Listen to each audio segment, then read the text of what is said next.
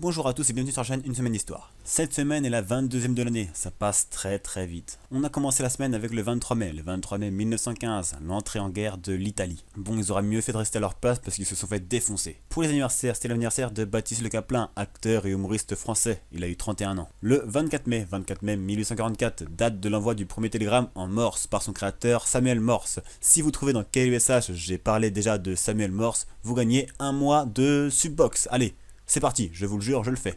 Bon, personne va trouver, personne va chercher peut-être, je ne sais pas, mais en tout cas, je le fais. Et vous vous posez peut-être la question, quel était ce message? Qu'est-ce qu'il indiquait? Qu'est-ce qu'il disait? Et bien ce message indiquait, en anglais, parce que c'était de l'anglais, What has God was? Bon, vous avez rien compris, mon accent anglais est vraiment dégueulasse.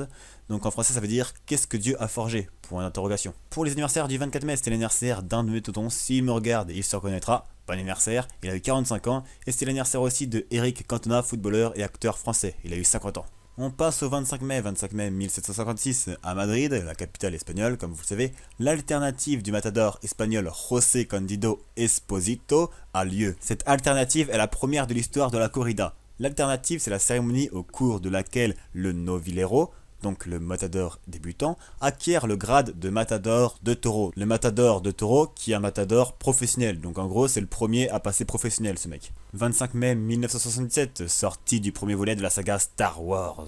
Pour les anniversaires, c'était l'anniversaire de Dingo, il a eu 84 ans. Dingo est un personnage de fiction de l'univers Mickey, créé par la Walt Disney Company en 1932. On enchaîne avec le 26 mai 1990, la variole a été éradiquée. Merci JPix pour cette info, mais c'est complètement faux.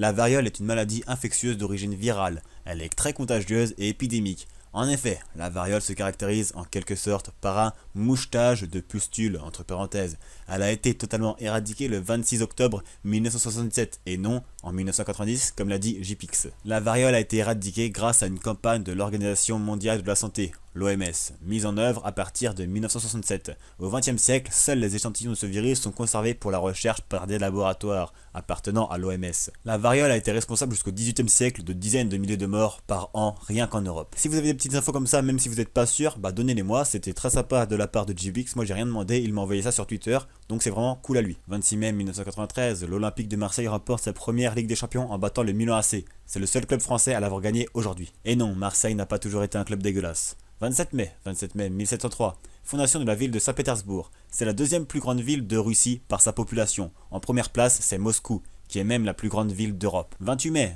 1998, le Pakistan devient officiellement la 7e puissance nucléaire mondiale en effectuant 5 essais nucléaires. Le classement à l'heure actuelle est le suivant. États-Unis, Russie, France 3e, Chine, Royaume-Uni, Israël, Inde, Pakistan qui a descendu d'une place, ils sont maintenant 8e, et la 9e, la Corée du Nord. Le 29 mai 1914, naufrage de l'Empress of Ireland, près de Rimouski, 1012 morts. Il assurait la liaison régulière entre le Québec et Liverpool. Il fait naufrage dans l'estuaire du fleuve Saint-Laurent. Il y a eu 1012 victimes parmi les 1477 personnes embarquées. Il est le plus grand naufrage survenu au Canada et se classe parmi les plus grands naufrages du début du XXe siècle. Il est même comparé au naufrage du Titanic. Pour les anniversaires, c'était l'anniversaire de John Kennedy, 35e président des États-Unis. Il est malheureusement mort assassiné le 22 novembre 1963 à Dallas. Il est la plus jeune personne élue à ce poste, mais il est aussi le plus jeune à mourir en cours de mandat, tué moins de 3 ans après son entrée à la Maison Blanche. Et voilà, on se quitte sur cette info, j'espère que cet épisode vous a plu. Et là dans les commentaires vous allez marquer « Eh mais t'as oublié la fête des mères, aujourd'hui c'était la fête des mères !» Et non, bah oui. Et oui, aujourd'hui c'était la fête des mères, n'oubliez pas de souhaiter bonne fête à votre mère si vous ne l'avez pas encore fait. Eh, il est quand même 21h. Si votre maman vous a fait la gueule toute la journée, c'est parce que vous l'avez pas dit bonne fête, hein. C'est pour ça. C'est pour ça. Allez, je vous laisse tranquille, à la semaine prochaine pour un nouveau numéro d'une semaine d'histoire. Et tu feras des grandes choses quand t'auras trouvé qu'elle n'a pas écrit l'histoire, mais tu la connais quand même.